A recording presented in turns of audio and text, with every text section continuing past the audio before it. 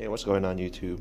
So I just want to make a very quick tutorial on how to install your coating plug for the 2015-2016 S1000RR.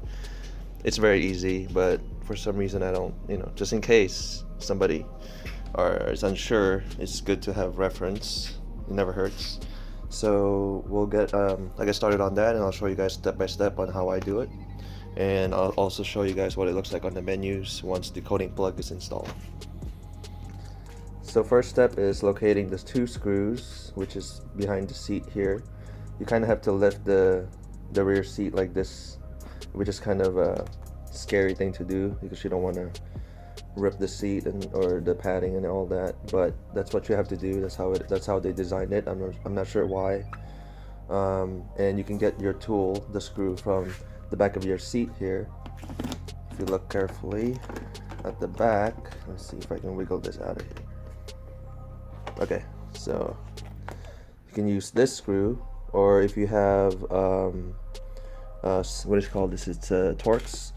If you have a Torx that matches this, you can use that as well. It's the same thing, but this one is already on here, so might as well get to use that. So let me show you guys what it looks like. The screw is hidden back here. You see that there? Yeah, it's kind of the light's not catching it, but it's right there, and it's kind of a pain.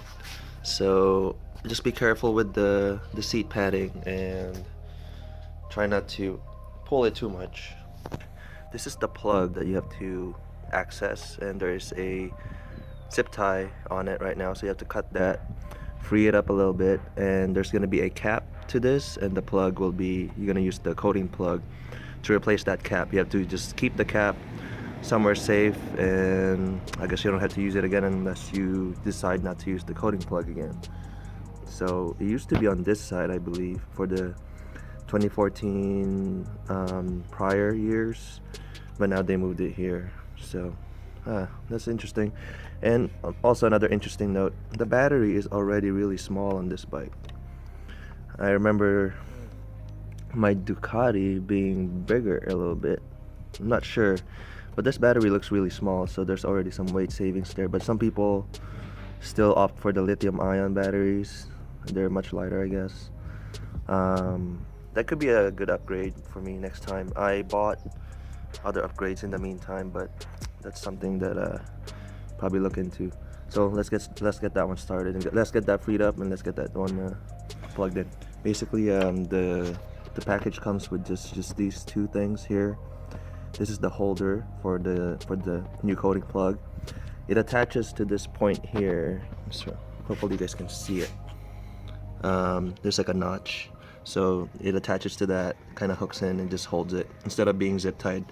So it's just gonna be these two things. We'll install it right now, and I'll show you in a second. I forgot to mention there is a locking mechanism on this. You don't just pull the cap off. There is a mechanism you have to push from the bottom, so it frees up the cap, and you just pull it from there. Don't just pull it off. Like, it's not just the cap like that. There's a locking mechanism. Just remember that. So now the coating plug is installed. Just right on top of it, you'll hear a click, and it'll stick out this much. So, and this coating, the holder is a C-clamp. It just goes into the side here. You see there's like some kind of a indentation, and it just goes into that from the side, and it will hook these parts here in the bottom will hook these parts here will go into the notches that's right here. I'll show you that in a second. Okay, so once you have the clip installed on the side of the plug, you just kind of slide it into the notch right there, the locking notch, and it will just go through like that, push in, and it kind of clicks in place, and it's secure. It will not move, and it's very clean. That's pretty much it. Just save your cap. Just save the cap, put it in the bag that the coating plug came in, and keep it for the next owner or whatever, for forever, if you intend to keep the bike forever.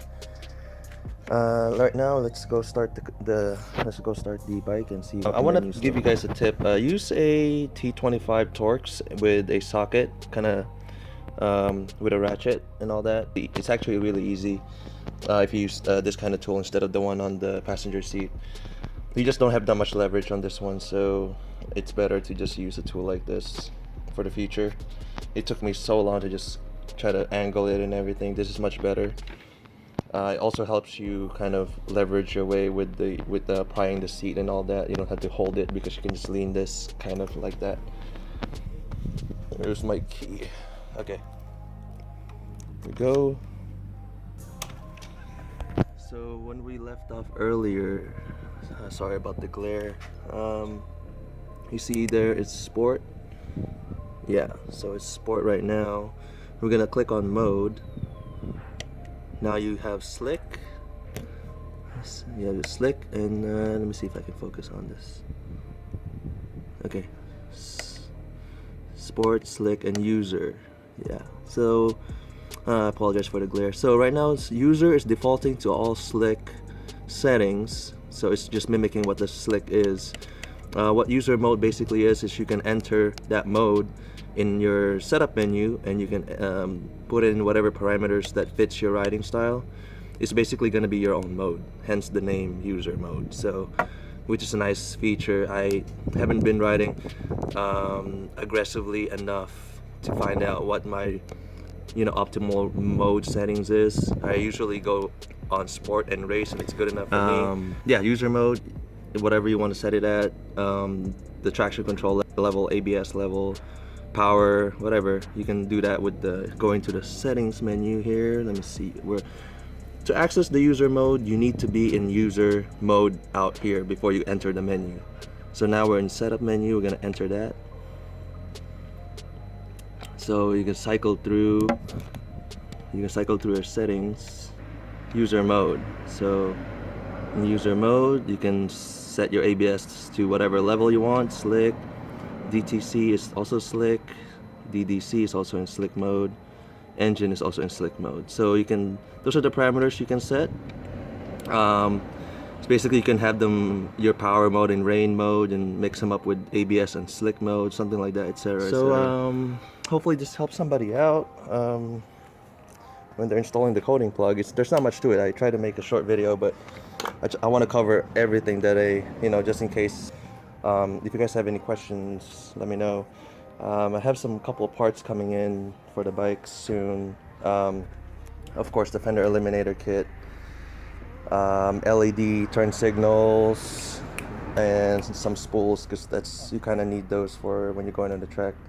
If you need to lift the bike up, change the tires and stuff like that. So look forward for those videos if you need to see them or you're wondering how to install them. I also have radiator and oil cooler guards coming in, because I have noticed already a couple bent fins that it really annoys me. Some people don't care about it. It annoys me, so because I'm very meticulous with my motorcycle, so I want to protect it as much as I can. Yeah, so we'll look forward for that video as well. And the install, I'll go through all that with you guys. Thank you for watching.